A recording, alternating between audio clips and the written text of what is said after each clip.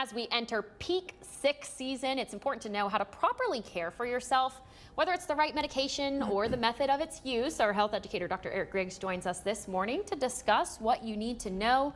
Doc, it seems like everybody I know has somebody with the sniffles or some kind of illness these days. Yes, and they're most likely viral.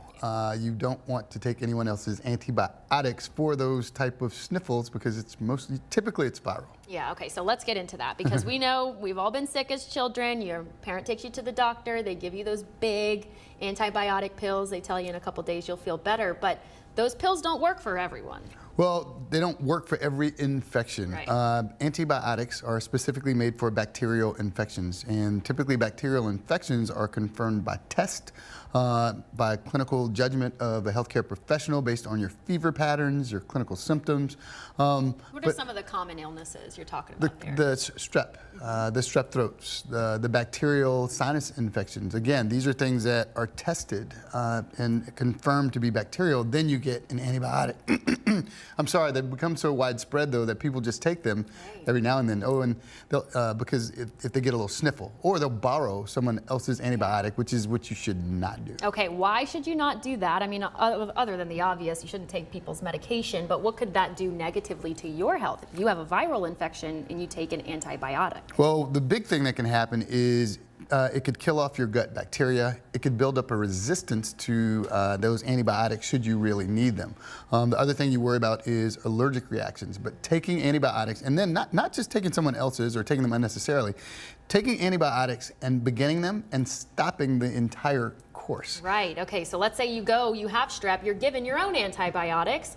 You take maybe 2 or 3 and you think, wow, my throat feels very nice now. I'm good, don't need this. Yeah, you've just set the stage up for your body to build up an antibiotic-resistant strain of strep.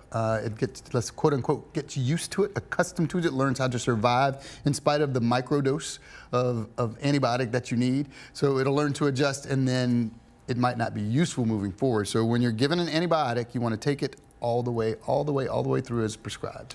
A lot of people are getting ready for their holiday plans, right? Grandma's coming in, the cousins are coming over.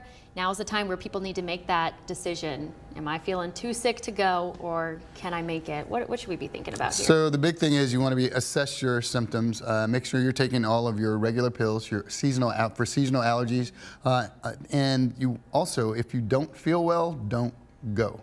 Monitor your symptoms, stay on top of them, treat them as best you can.